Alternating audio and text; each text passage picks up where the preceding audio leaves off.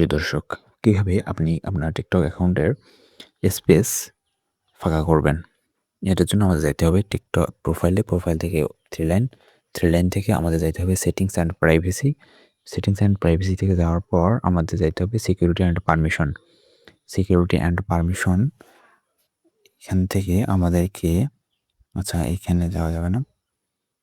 আমাদের নিচে আসতে হবে। নিচে আসার পরে আপনারা দেখতে পারবেন এই যে সেটিংস অ্যান্ড প্রাইভেসি থেকে ফ্রি আপ স্পেস এখানে ক্লিক করবেন। এখানে ক্লিক করার পর দেখতে পাচ্ছেন এখানে এই ক্যাশ আপনি ক্লিয়ার করে দেন। এরপরে আপনার নিচে হচ্ছে যে ডাউনলোডস এটা ক্লিয়ার করে দেন। ওকে?